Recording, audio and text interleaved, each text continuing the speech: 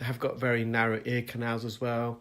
I initially inserted a Zollner suction probe, and as soon as I touched the surface of the wax, it was just too solid, too hard. There was no suction grip. So what I've done immediately is to use an ear hook, and I'm quite literally trying to chisel my way through this wax. Hence the name of the video, an ear excavation, because it felt like an excavation. I was having to use multiple instruments ranging from an ENT ear hook, so St. Bart's ear hook as we call it in the UK, to a Jobson horn, also known as a curette, and crocodile forceps, and also microsuction.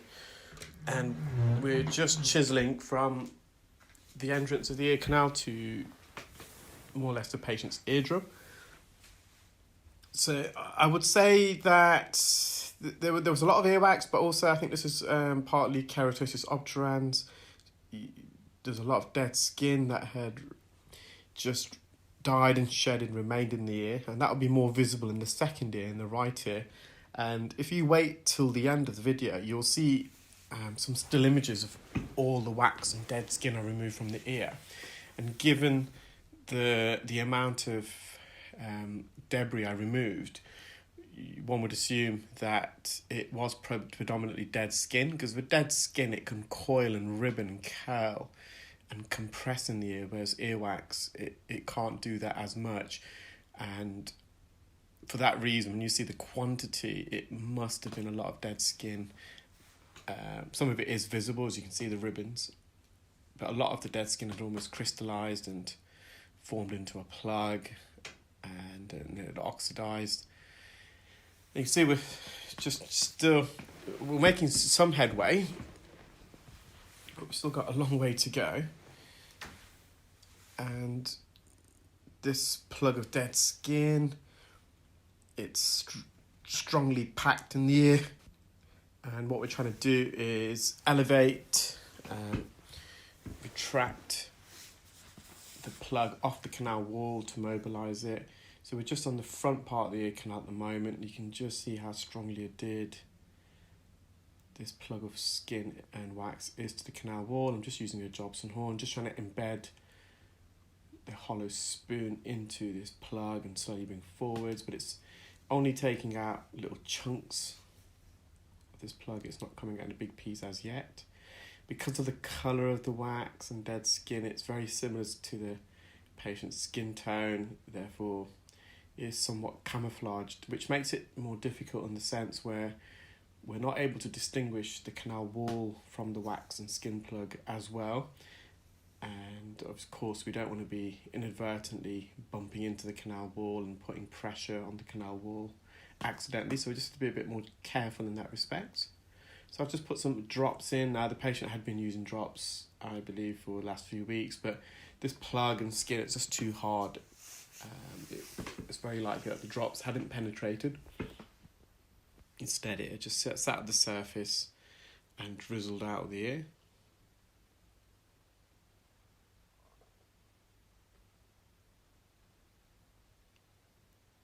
So just going back in with the hook, I did attempt microsuction, but once more, it was very ineffective.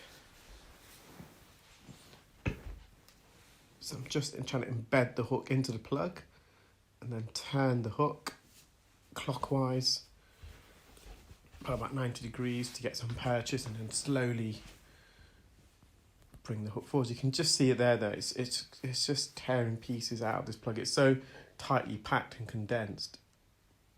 It's very difficult to remove this in one piece. Now, if this plug wasn't as densely packed and compressed, you're more likely to be able to remove it in one solid piece. But the fact that it's so strongly adhered and occluding, the hook itself isn't strong enough, and it's just chiseling little pieces out. So I think I just reverted back to the Jobson horn. Now we are making some headway. So I'm just placing the hook, this is more on the centre of the ear canal, and I'm just manoeuvring the hook against the back part of the ear canal. When I'm bringing the hook back, the Jobson horn out, I'm going with the curvature of the ear, so you've got this bend.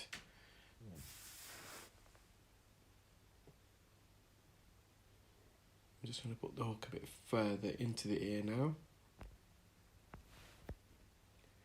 And when I'm extracting the hook, I'm just going to be careful that the tip of the hook is not making contact with the bony part of the canal.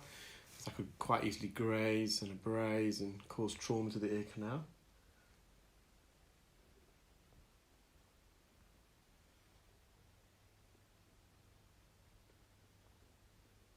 So I'm just using the hook here just to separate the skin plug and wax plug from the front part of the ear canal.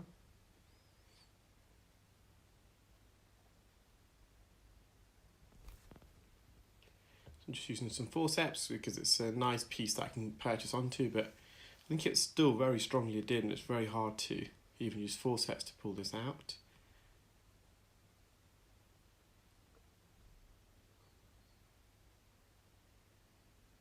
Best way to think about this plug is, imagine we put some super glue around the surface of the plug, and that then stuck to the canal wall, and that's what this skin does. The skin can act like double-sided sticky tape. It's not only so strongly adhered to the canal wall, but it's also strongly adhered to the wax plug.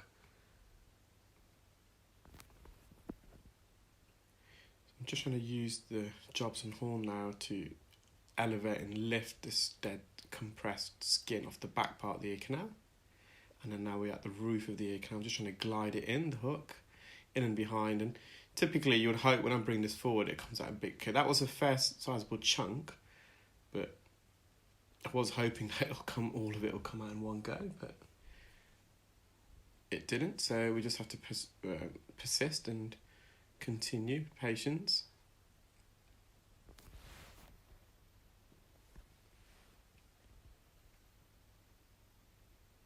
So again, I'm just using the Jobson horn just to trying to raise this adhered plug off the canal wall, just to separate it, to mobilise it.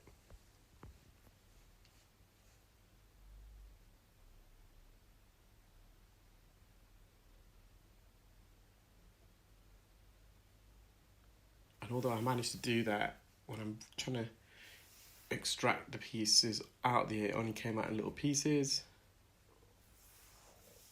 And once again, we're just deeper in the ear now. So we are making some headway, we are tunnelling through, we are excavating deeper into the ear. But this is what I mean about the colour. It's so similar to the colour of the canal wall. It's hard to differentiate. So I just had to be really careful there because it was hard to tell whether the correct's into the canal wall or the wax because it's so similar in colour. So I'm just reverted back to the forceps just to try to lift the skin off the base of the ear canal. There was a little tail there, something for me to grab onto. So once more, back in with the Jobson horn. I'm now just separating this from the front part of the ear canal. So we're going full circle. I started off at the bottom of the ear canal, then to the back part of the ear canal, then to the roof, and then to the front of the ear canal. So we're going around in almost circles.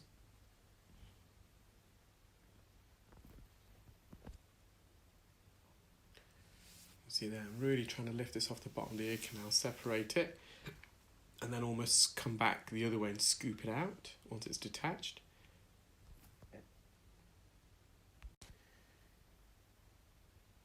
So far I've used all the array of ENT micro-instrumentation. We've tried microsuction, we've used forceps, we've used Jobson horn and ear hook quite a lot. And again, I'm just trying to get underneath this now. I've got a bit more purchase now, and I can go a bit deep. You can see the bottom part of the ear canal.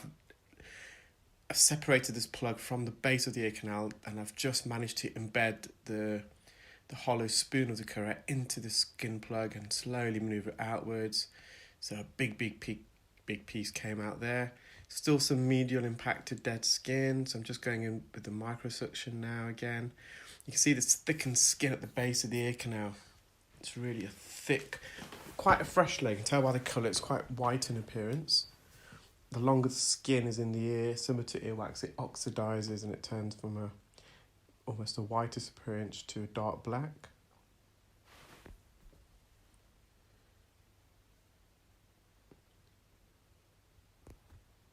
Now, I distinctly remember the patient telling me that they could hear so much better already, and me having to remind the patient, or advise the patient, should I say, that they've still got a tremendous amount a blockage in their ear, and it's going to get even better. And you can see I'm just using microsuction just to really loosen this off the canal wall. And as I am, I'm coming forwards, laterally towards the entrance of the ear. So I'm just manipulating, maneuvering this out of the ear slowly but surely. So we're near the entrance now. As you can see the hairs, the cilia, so these are located on the outer third of the ear canal. So during the procedure, all the instruments had their pivotal role to play. They all assisted each other and myself to be able to remove this out of the young lady's ear. There we are, see a huge piece there. It's almost like a cigar shape. That's the patient's eardrum, nice and healthy. Just some dead skin at the roof of the ear canal. We're just going to go back in for that. Again, just going to use microsuction just to detach this.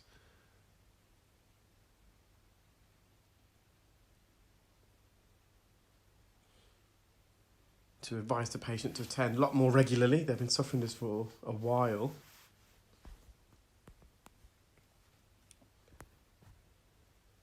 We joke that the eardrum probably hasn't seen sunlight for the last decade or so. So just that dead skin at the bottom, just using a fine end just to see if I can peel this. Now it was quite strongly adhered, so I've removed as much as I can.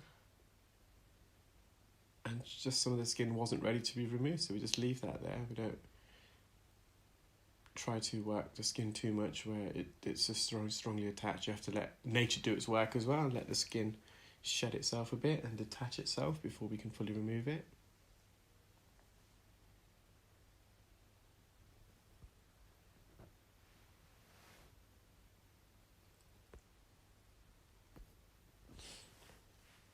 So this is just one ear done. We've got another ear which is just as bad. So this is the patient's right ear, and again you can just see this plug is almost visible. It's sticking out the ear almost, where it bypasses and other people can visualize it, and it's exactly the same as the patient's left ear. The surface is crusted, so it's just gone straight in with the ear hook. This ear was perhaps a bit more narrower as well. So we're just gliding the hook into the ear at the posterior part of the ear canal, the back, and then just got a nice chunk out there. So I'm just gliding it to the front part of the ear canal now. I'm going to then rotate the hook clockwise just to remove this plug. So probably about 1/2 centimetre into the ear now. It's just rock solid, you can see, and I've managed to glide the hook quite far into the ear there. I've just rotated it and I'm slowly bringing it forwards. On some occasions, however, the hook, instead of removing the plug in large chunks, it just dissected it, which still served a purpose because it then made it mobilise that piece, so I can remove that. So I'm just using a Jobson horn now, just for more surface area. I've managed to glide it over the roof of the ear canal. I'm into the core of this wax and skin, and I'm just then slowly extracting that from the ear. And every time I'm coming out with the hook or Jobson horn, I'm just going to make sure I'm not digging it in too far, so I'm not embedding it against the base of the ear canal or the front or back part of the ear canal and then abrasing it as I'm removing it.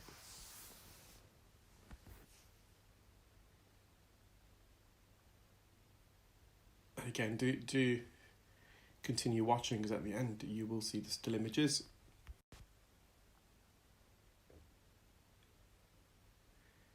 So I'm just trying to glide the Jobson horn over the roof of the ear canal again, and then I'm going to the front part of the ear canal, so anteriorly, slowly coming out, and another sizable chunk. Just like the patient's left ear, I decided to go to the base of the ear canal, because when I did that on the left, a massive chunk came out in one piece, and again you can see there, I managed to get a big piece out.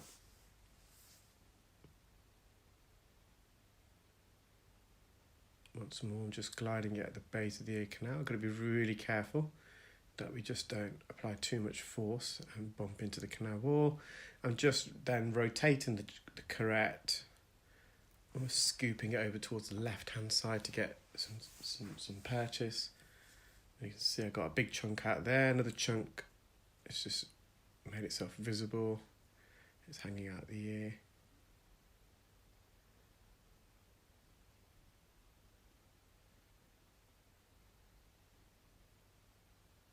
So the patient has got quite a considerable dip. Once you enter the ear canal, it does incline downwards quite a lot before coming back up.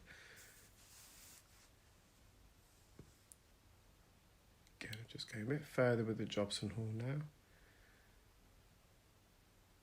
You can just see how resilient, how stubborn this plug of skin is, this keratosis obturans. So we're chiseling through again, tunneling through, just to the front part of the ear canal, just gliding this, trying to again just separate the skin from the canal wall, and then slowly come back out with the Jobson horn. So got a sizable piece there, I think. These are huge chunks. I'm removing a bit at a time.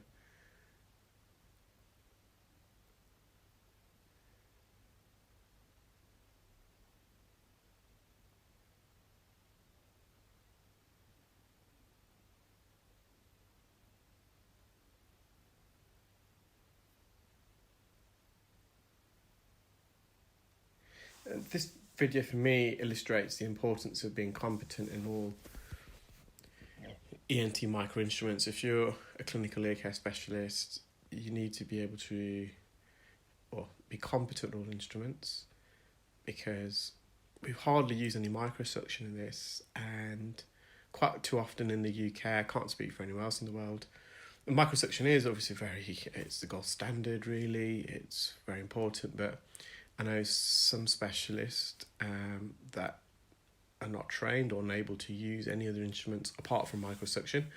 Using mechanical instrumentations like hooks and scoops does require a bit more skill, but you do need training in it, and strongly urge any clinical ear care specialists in the UK not to just solely rely on suction. There's many contraindications to microsuction. You can't always perform it. So in this case, we've hardly used it because it's just not suitable. So you've got a big tail of skin there, some keratin tails, ribbons of skin, so just using some forceps. Some technologies in the UK that are used to visualize the ear in order to remove wax. You're not physically able to use any other instrument apart from suction. The way the device is, it restricts use of hooks and scoops and forceps. So again, another big plug using forceps. So the forceps were doing a lot more in this ear than it was in the patient's original left ear. There's a lot more keratin here. You can see the skin ribbons now. They're very glossy. So I'm getting some good purchase here, some good grip. Again, it's another large chunk of keratin that I've removed.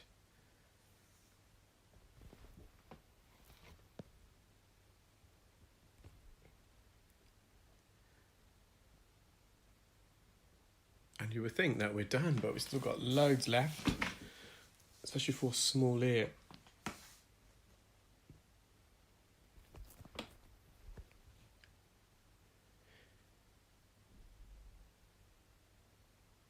I'm just using some microsuction here to help peel away this keratin tail.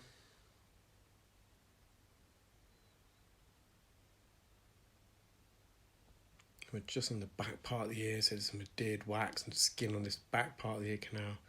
It is quite strongly adhered. I think I'm going to use some drops just in a moment. So we've managed to clear a lot there, but I would still say it's half blocked.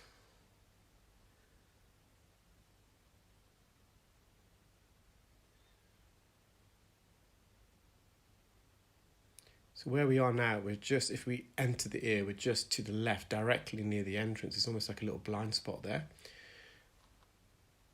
And I've managed to get this out of a big, large chunk with microsuction. See, all instruments have their role, have their place. And quite often during a single procedure, I'm using instrumentations in tandem and combination with each other to help me remove the occlusion and blockage.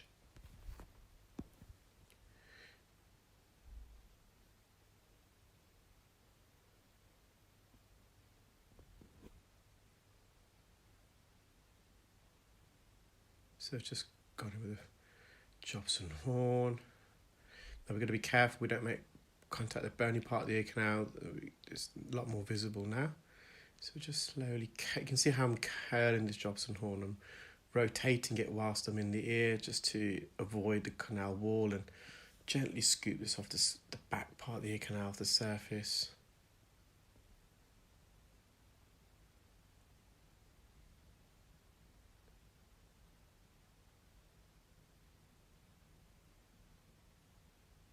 So we're trying to go with the curvature of the ear, so we're curling inwards as we get to the entrance, and that's the natural architecture curvature of the ear.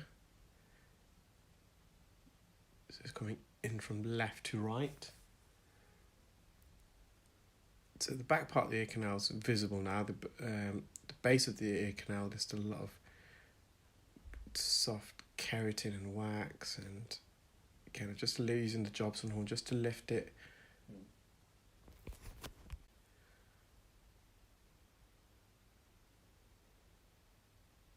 So hang on in, guys, you're doing really well watching for this long. It is one of those long procedures.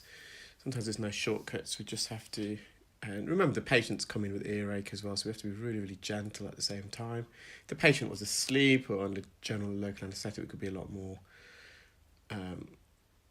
direct, if that's the best way. But the patient is awake. We're going to bear that in mind. Their comfort is most paramount importance to me. So I've just put some drops in there just to lubricate this remaining plug of skin and wax. I'm just trying to peel us away from the front part of the ear canal. It's a thick layer of dead skin.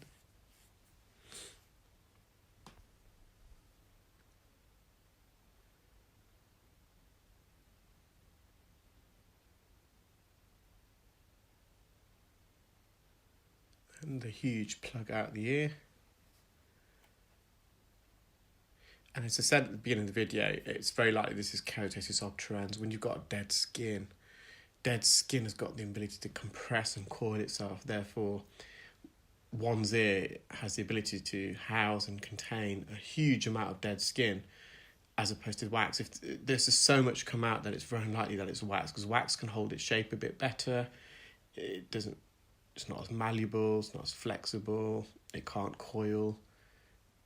Well, skin can. There's another huge chunk there. So the patient's eardrum's visible, nice and healthy. Just some dead skin around the edge that we're going to remove. Then we're going to use some forceps to help me as well a bit later.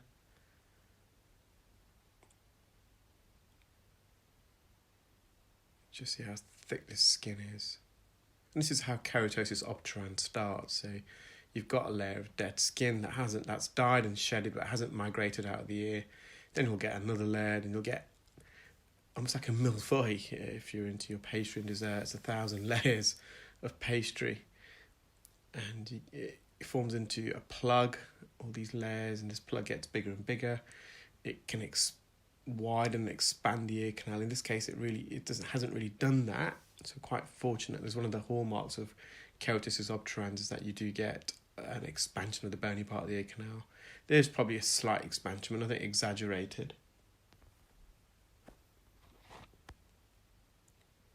So just some skin near the entrance on the back part of the ear canal wall.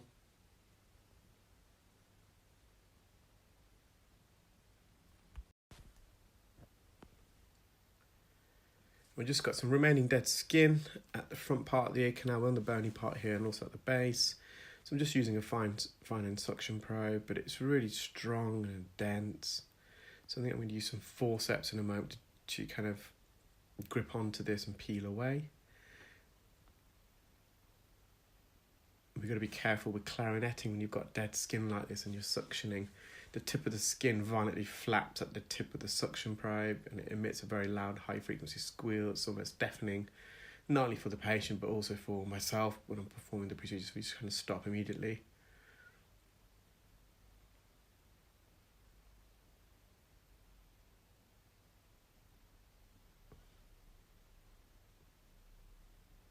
So I think I'm going to use some forceps a minute. We're getting at the bottom jaw of the forceps. We're going to glide underneath the dead skin. There's not much margin for error here because we can quite easily graze the bottom of the jaw of the forceps against the bottom of the ear canal, which would be really uncomfortable for the patient. But there is just a minimal gap there. It's going to be really gentle here. I managed to get the jaw, the bottom jaw underneath the skin and lift up and away. Now I've got a bit more to grip onto. I'm going to get myself a better grip and I'm going to just wriggle this skin. As I said, we're not going to get all of this out, it's nearly impossible. I'm just going to get as much out as I can safely.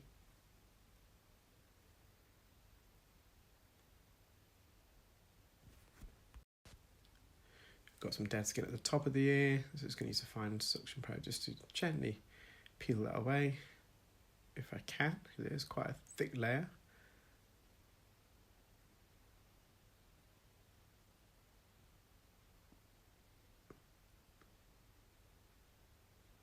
As I said, that skin is not ready to be peeled, it's still tightly adhered.